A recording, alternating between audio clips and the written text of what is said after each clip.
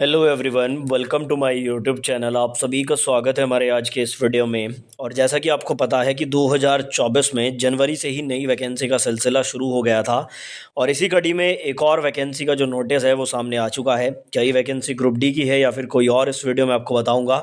साथ ही यहाँ पर बहुत सारी जो पोस्ट हैं उनको ख़त्म किया जा रहा है। मैं स्पेशली ग्रुप डी के बारे में भी बात करने वाला हूँ। कई तरह की जो पोस्ट हैं उन पर शायद आपको इस बार वैकेंसी देखने को नहीं मिलेगी। वो कौन सी पोस्ट हो सकती हैं उसके बारे में भी हम लोग डिटेल में बात करेंगे।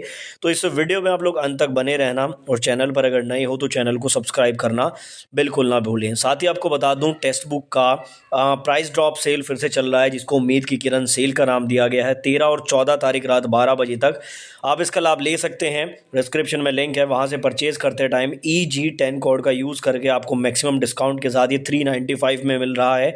यहाँ पर आप लोग रेलवे के सभी एग्ज़ाम्स के mock test, previous year test और chapter wise test, topic wise test, सब कुछ मल्टीपल लैंग्वेज में लगा सकते हैं। तो लिंक डिस्क्रिप्शन में है। इतने कम प्राइस में शायद आपको फिर से ना मिले।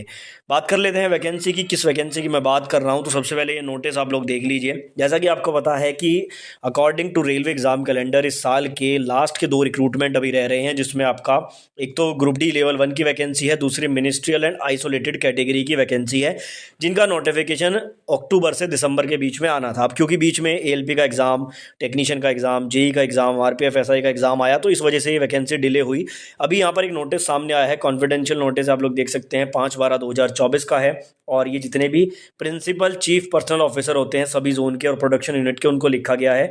सब्जेक्ट में बताया गया है board approval to number of vacancy intended by zonal railway and production unit for ministerial and isolated category. देखो, ये नोटिस आपको देखने में लग रहा होगा केवल मिनिस्ट्रियल की वैकेंसी का है, लेकिन ऐसा नहीं है। इसमें अगर आप लोग थोड़ा सा डिटेल में देखेंगे तो चीज़ें क्लियर होंगी। यहाँ पर इन्होंने बेसिक डिटेल लिखी है NTPC वगैरह की, और आगे इन्होंने यहाँ पर कहा है कि paramedical category level 1 and ministerial and isolated category of post zonal railway and production unit. देखो, आपको पता है वैकेंसी जारी होने से पहले सभी जोन से डाटा मांगा जाता है। इंडेंट जो है IRMS की ऑफिशियल वेबसाइट पर डाला जाता है कि हमारे पास इतनी वैकेंसी हैं।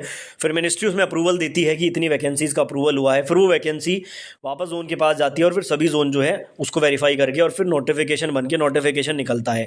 तो यहाँ पर इन्होंने यही कहा है कि लेवल 1 और जो मिनिस्ट्रियल की वैकेंसी है उसका ये पूरा जो इंटेंट वगैरह है, जो ब्यौरा है, वो यहाँ पर भेजा जाना है। अभी यहाँ पर इन्होंने वैकेंसी जो मिनिस्ट्रियल वाली है वो डिस्क्लोज कर दी है। टोटल 1036 पदों पर ये वैकेंसी आने वाली है, जिसमें अलग अलग तरह की पोस्ट होती हैं। लाइब्रेरियन, लैब असिस्टेंट होते हैं इसमें, और टीचिंग स्टाफ भी होता है। अच्छा, इसमें से एक पोस्ट हटाई गई है स्टेनोग्राफर वाली, और वो इसकी सबसे पॉपुलर पोस्ट भी थी और उसी को हटा दिया गया है। तो पहले ये नोटिस आप एक बार देख लीजिए। इसमें 1036 वैकेंसी हैं और इसमें जो है जूनियर ट्रांसलेटर की वैकेंसीज हैं 130 ही रहने वाली हैं, बाकी ये वैकेंसी है। ठीक है, अभी हम इसके बारे में डिटेल में नहीं जाएंगे, हम बात करेंगे यहाँ पर ग्रुप डी के बारे में। सबसे पहला पॉइंट, ग्रुप डी की वैकेंसी अभी तक क्यों नहीं आई? तो पहला रीज़न सिंपल सा है, बीच में ALP, technician, JEE, RPF SI वगैरह का एग्जाम आया है, उसके कारण कहीं ना कहीं थोड़ा सा डिले जरूर हुआ है। क्योंकि देखो, जितनी भी वैकेंसी जनवरी से अभी तक आई है उनमें one of the biggest recruitment group D का ही रहने वाला है, जिसको लेवल 1 के नाम से आप अभी जानते हैं। वैसे ही ग्रुप सी में आ चुका है। तो सबसे बड़ा अगर रिक्रूटमेंट रहेगा तो उसके लिए तैयारी भी बहुत मजबूत चाहिए, उसी की वजह से थोड़ा देरी हुई है। दूसरा, जो वैकेंसीज का ब्यौरा है वो अभी तक कलेक्ट नहीं हुआ है। जैसे ही पूरा ब्यौरा कलेक्ट होगा उसके बाद ही नोटिस बनाया जाता है, जैसे मैंने आपको बताया, अप्रूवल मिलने के बाद। तो इसी करके थोड़ा सा डिले हुआ है। अभी क्या है कि मान के चलो आपका जो 15 दिसंबर है, मैंने पहले भी आपको बताया था कि 15 दिसंबर तक के इस टाइम पीरियड में तो शायद वैकेंसी नहीं आएगी, लेकिन 20 तारीख के आसपास आपको ग्रुप डी की वैकेंसी देखने को मिल सकती है। अच्छा, ये 15 तक वैकेंसी नहीं आएगी, ये वेरीफाई भी हो चुका है। जो 15 तारीख तक का जो रोजगार समाचार आता है उसमें ग्रुप डी का कोई नोटिस नहीं है। अभी तक जितनी रेलवे की वैकेंसी है वो रोजगार समाचार में जरूर आई है। तो 15 दिसंबर के बाद ये ग्रुप डी की वैकेंसी आपको देखने को मिलेगी।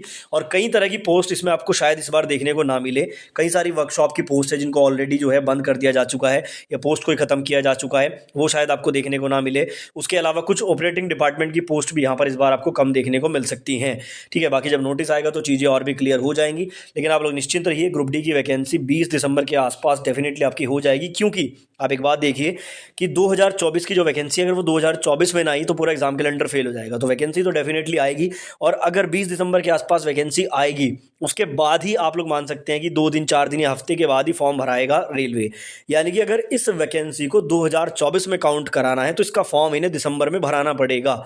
ठीक है ना, ये थोड़ा सा लॉजिक भी आप लगा सकते हैं। तो 20 तारीख तक वैकेंसी आने के पूरे चांसेस हैं। बाकी जैसी कोई अपडेट आएगा आपको सूचित करूंगा, इसलिए चैनल को सब्सक्राइब करना ना भूलें।